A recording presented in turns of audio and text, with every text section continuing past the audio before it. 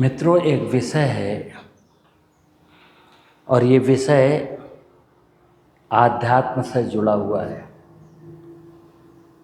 हमारे जीवन में अगर इस विषय को हम टच नहीं करते, इस विषय से अनभिज्ञ हैं, तो फिर हमारे जीवन में कष्टों का कोई अंत नहीं है। विषय है भगवान पर भरोसा।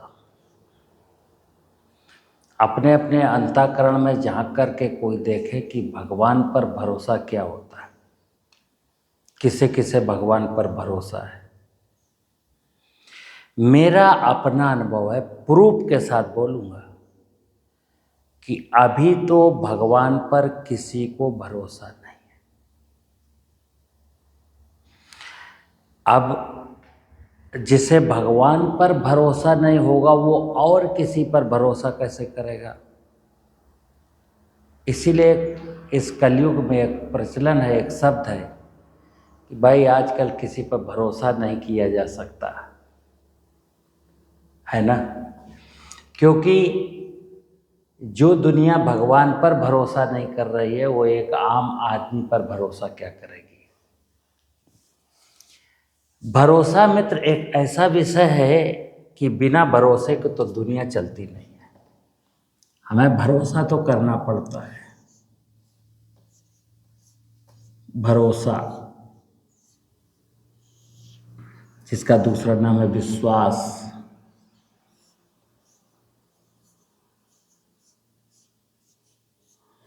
हमें भगवान पर विश्वास नहीं है, हमें किसी पर विश्वास नहीं है।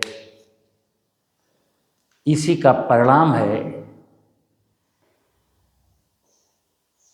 कि बाप को बेटे पर विश्वास नहीं है, बेटे को बाप पर विश्वास नहीं है, पति को पत्नी पर विश्वास नहीं है, पत्नी को पति पर विश्वास नहीं है।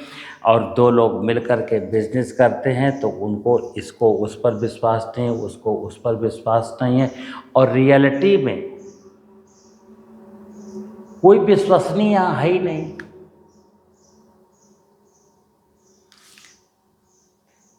अब विश्वास जहाँ नहीं होता है वहाँ सारी चीज़ें गड़बड़ हो जाती हैं। खैर, अभी मैं इस कलयुग में लोगों की विश्वसनीयता पर बात नहीं करूँगा। मैं तो बात कर रहा हूँ कि भगवान पर भरोसा है या नहीं है, नहीं है तो क्यों नहीं है और होना चाहिए। जिससे भगवान पर भरोसा नहीं होगा उसकी ज़िंदगी का अंधकार कभी छटने वाला नहीं है। खेती के क्षेत्र में तो ये विषय बहुत बहुत मार्मिक है। नेचुरल फार्मिंग का मतलब ये है कि भगवान पर भरोसा करें। अब समस्या ये है कि यूनिवर्स में जो भगवान शब्द है, जो भगवान की हकीकत है, भगवान की जो सत्यता है, वो सब पीछे हो गया और एक काल्पनिक भगवान और काल्पनिक भगवानों के स्वरूप और काल्पनिक सब कल्पनाओं का बाजार है। अब भगवान का मतलब मैं अक्सर बताता हूँ मित्र, दुनिया का कोई भी व्यक्ति हो, हिंदू हो, मुसलमान हो, ईसाई हो, फारसी हो, बौद्ध हो, भगवान सबका एक ही है। भगवान तो अलग अलग नहीं हो सकते कि हिंदुओं के अलग हों, ब्राह्मणों के अलग हों, क्षत्रियों के अलग हों, बनियों के अलग हों, शूद्रों के अलग हों। ऐसा तो कुछ है नहीं। भगवान तो भगवान। अगर इस भगवान को कोई मानता, भगवान का जो वास्तविक स्वरूप है, अगर मेरे बहुत साल पहले सनातनी लोग, सनातनी धर्म के ठेकेदार अगर इस भगवान की सत्यता पर मिलावट ना करते, अपने निजी स्वार्थों के चक्कर में ना पड़ते, भगवान का सत्य परोसते रहते, तो आज ना तो ईसा मसीह को जन्म लेने की ज़रूरत थी, ना पैगंबर मोहम्मद साहब को जन्म लेने की ज़रूरत थी। क्योंकि ये भी लोग वही आइडियोलॉजी दे गए। देने को तो कुछ और दिया, लेकिन बाद में सब लोग, चूँकि कट पेस्ट कॉपी पेस्ट का युग है, कॉपी पेस्ट का तो आज के क्या बहुत पहले से चला रहा है। हमारा संविधान कॉपी पेस्ट है। रामायण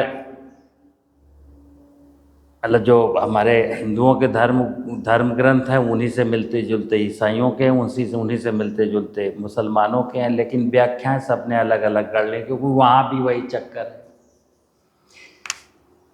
भगवान पर भरोसा इसलिए नहीं है क्योंकि अभी आप भगवान को जानते नहीं हैं, भगवान का असली स्वरूप तक आप पहुँचते नहीं हैं। तो मैं सिद्ध कर रहा हूँ कि हमारे जीवन की एक एक सांस भा से है भूमि, जिसकी गोद में मैं दिन भर रहता हूँ, जिसकी कोख से उगा हुआ भोजन खाता हूँ, जिसके गर्भ में छेद करके पानी निकालता हूँ, वो भूमि। गा से है गगन, आकाश। आकाश जो हमें गति देता है, मैं मूवमेंट करता हूँ, पेड़ ऊपर जाता है, हवाई जहाज उड़ता है, गति देने वाला आकाश गगन। वा से है वायु।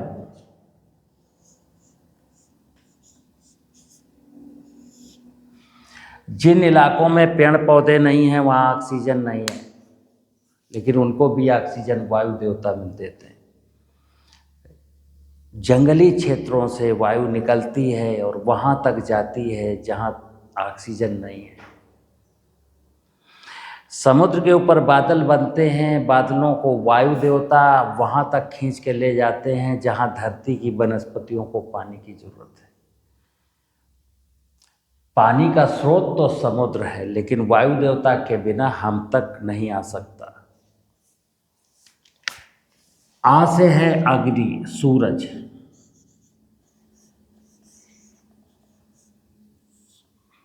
और ना से है नीर यानी जल। किसान भाई देखना, कई बार हम समझते नहीं हैं, और इस भगवान को बता दूं, अलग अलग हैं तो देवता हैं, ये 5 देवता हैं। जब ये मिल जाते हैं तो भगवान कहते हैं। इन्होंने ही सारी रचनाएं, धरती पर जो 84 लाख योनियों की रचनाएं हैं वो सब इन्होंने मिल करके की। 2 प्रकार की रचनाएं हैं। पहली रचना है वनस्पतियां,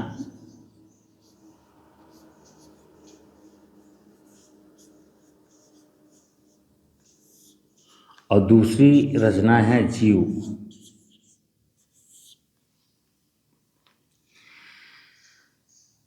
इतनी सी जिंदगी है और जीवों में सर्वश्रेष्ठ प्राणी है मनुष्य।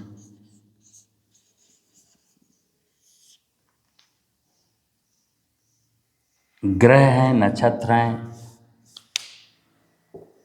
रात के अंधेले में जब हम आकाश में, गगन में नज़र डालते हैं तो चंद्रमा, ध्रुव तारा, सप्तऋषि, ऐसा कुछ समझ में आता है।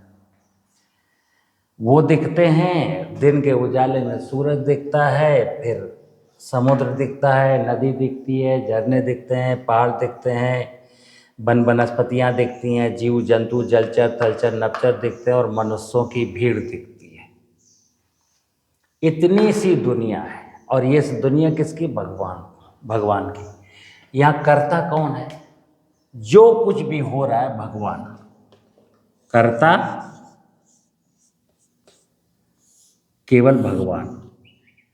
मनुष्य अपने लिए खाना नहीं बना सकता, मनुष्य अपने लिए भोजन नहीं बना सकता, मनुष्य अपने लिए ऑक्सीजन नहीं बना सकता। इंसान की औकात क्या है कि इंसान कर क्या सकता है? भगवान पर अगर भरोसा है तो देखना,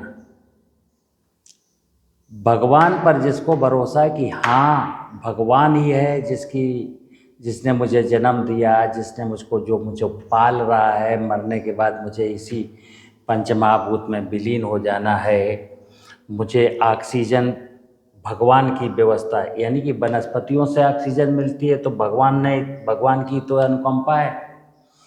भगवान पर भरोसा क्या है? वनस्पतियाँ आपको ऑक्सीजन देती हैं। भगवान पर भरोसा क्या है? शहद आपको जीव देते हैं। भगवान पर भरोसा क्या है कि दूध आपको मिलता है। भगवान पर भरोसा क्या है कि आपको मांस तक खा लीजिए, भगवान ही देता है। और भगवान ने कितने प्रकार के फल सब्जियां बनाई, कल्पना नहीं कर सकते। तो भगवान बस इतना ही कहता है कि यदि तू मुझे जानता है और मुझ पर भरोसा करता है। अब भरोसे का मतलब क्या है? भरोसा तोड़ना नहीं है। भरोसे का मतलब है मेरी जिम्मेदारी भूमि के प्रति है, मेरी जिम्मेदारी वायु के जंगलों के प्रति है, मेरी जिम्मेदारी जल के प्रति है, मेरी जिम्मेदारी यानी कि मैं तीन बोलता हूँ, तीन जिम्मेदारियों से आप मुक्त हो। गगन यानी आकाश अनंत है, इसका कुछ नहीं करना, वायु का कुछ नहीं करना, सूरज का कुछ नहीं करना, केवल हाथ जोड़ना है, प्रणाम करना है। लेकिन पानी, रहीमन पानी राखिए बानी बिन सब सून, पानी मिले न उबरे मोती मानस चूर। पानी का दूसरा नाम है विष्णु।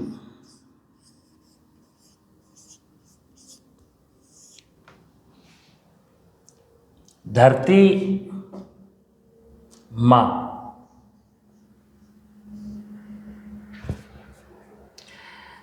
ये माँ और विष्णु मेरा पिता। कहते हैं ना विष्णु की संतान, विष्णु के अवतार, विष्णु देवता सबसे बड़े। क्यों? हमारे शरीर में सबसे ज़्यादा क्या है? विष्णु। हमारे इस 80 किलो के शरीर में सबसे ज़्यादा क्या है? विष्णु। फिर यहाँ पृथ्वी भी है, यहाँ गगन भी है, यहाँ वायु भी है, यहाँ अग्नि भी है, लेकिन सबसे ज़्यादा क्या है? विष्णु। इसलिए पानी सर्वोपरि है। इनमें से कोई छोटा बड़ा तो नहीं है। देवता में हम कह ही नहीं सकते कोई छोटा बड़ा नहीं, लेकिन कहा गया है कि देवों के देव महादेव, भूमि को हम महादेव कहते हैं, शिव कहते हैं।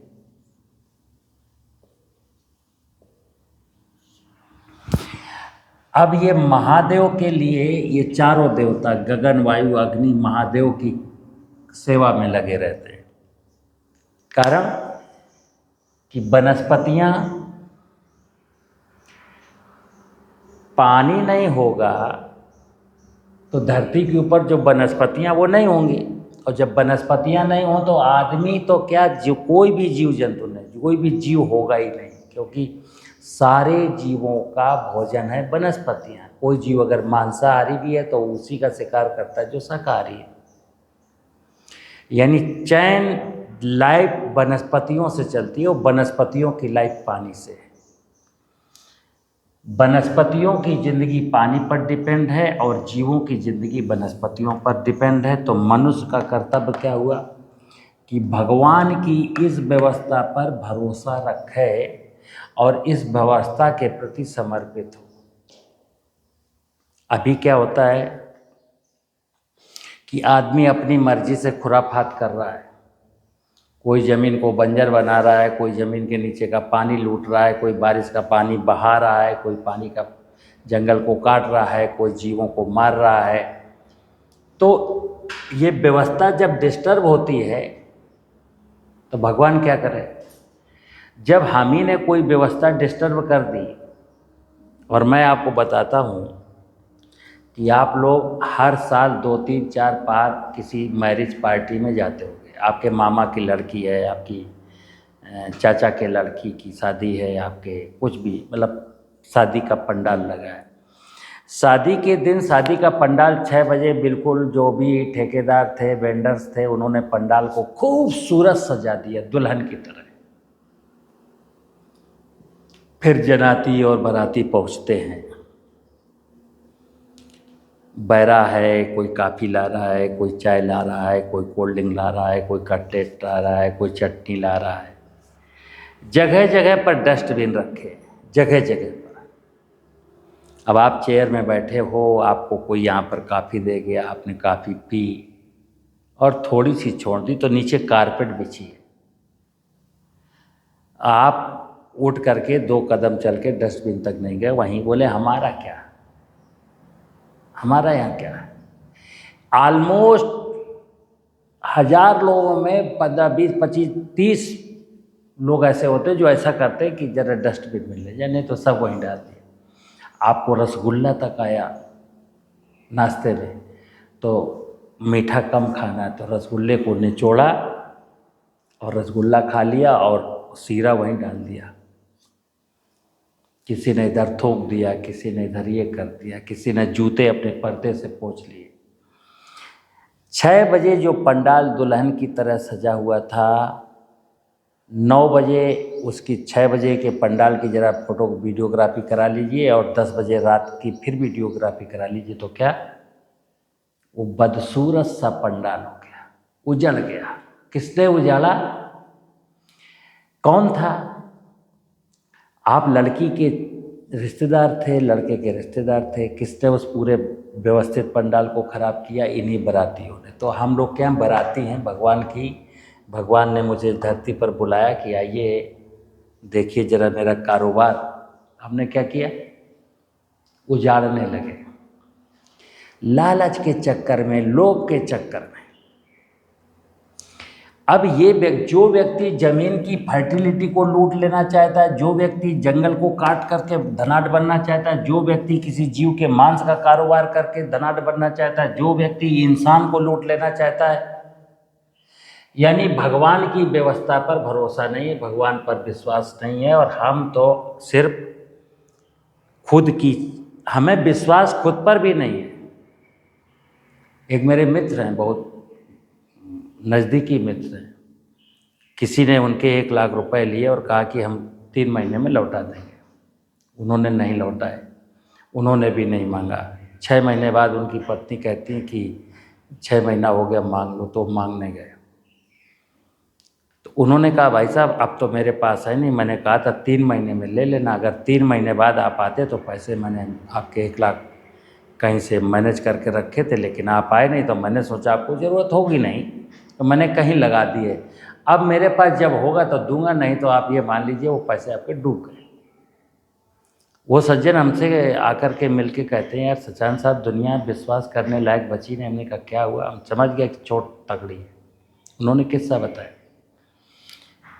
हमने कहा आपको खुद पर भरोसा है? आदमी से मैं पूछता हूँ, किसी भी व्यक्ति को स्वयं पर भरोसा है कि कब वो लालच में नहीं आएगा? अगर उसको बहुत खूबसूरत प्यारी सी चीज़ कोई मिल रही है तो नहीं भटकेगा, नहीं बहकेगा? तो बोले भाई साहब कह नहीं सकते। हमने कहा बस कहानी ख़त्म होती है। जिसे खुद पर भरोसा नहीं है वो खुदा पर भरोसा क्या करेगा? या यूं कह लो, जिसको खुदा पर भरोसा नहीं है वो खुद पर भरोसा कैसे करेगा? और जो हमें अगर भगवान पर, मैं भगवान की रचना हूँ और भगवान पर भरोसा नहीं है, तो फिर काहे की पूजा, काहे की नौटंकी, काहे के ये जो नाटक हो रहे, काहे के लिए? जैसे अभी मेरे पास एक सज्जन आए कैमूर से, परिवार से, उनसे मेरी बात हो रही थी। मथुरा वृंदावन घूम के आए। मैंने कहा काहे के लिए गए थे? बोले बस इच्छा थी घूम आए। तो हमने कहा घूम आए तो चलो क्या मिला? बस घूम आए, समय कट गया। हमने कहा कि राम का दरबार में, कृष्ण के दरबार में, शिव के दरबार में यदि कोई जाता है तो पहले शिव को जाने, राम को जाने, कृष्ण को जाने। देख लेना, मैं सच बोल रहा हूँ। कृष्ण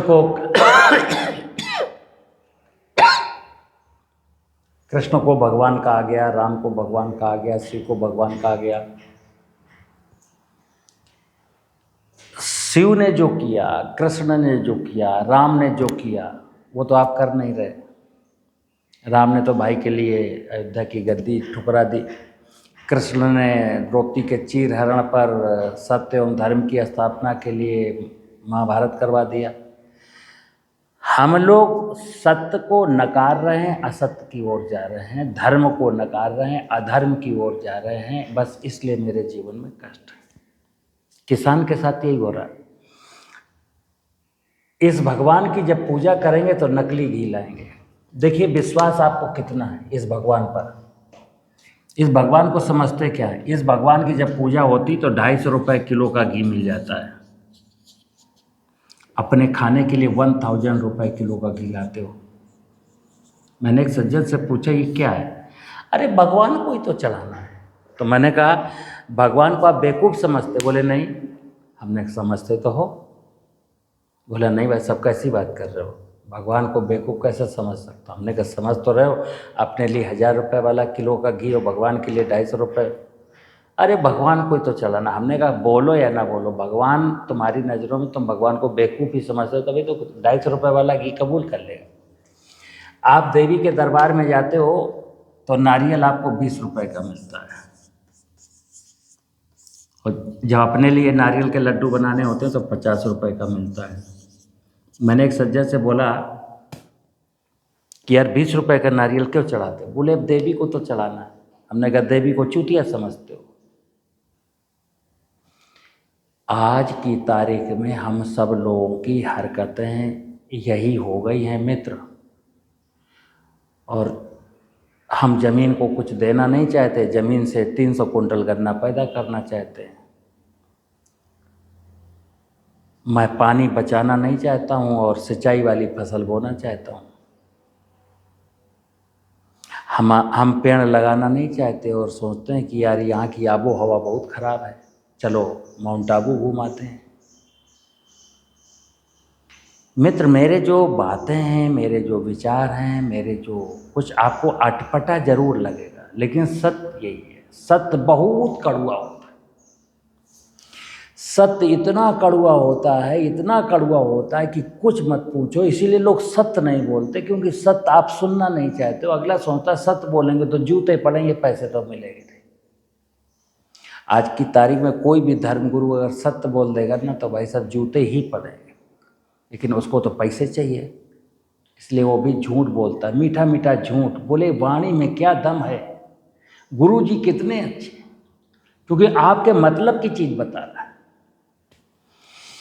मित्र, झूठ सत्य इतना कड़वा है, लेकिन एक बार अगर आपने आंख बंद करके निगल लिया ना तो पूरे जीवन में आनंद है। और झूठ की मीठी गोली रोज खाइए, बुखार उतरने वाला है नहीं। नमस्कार।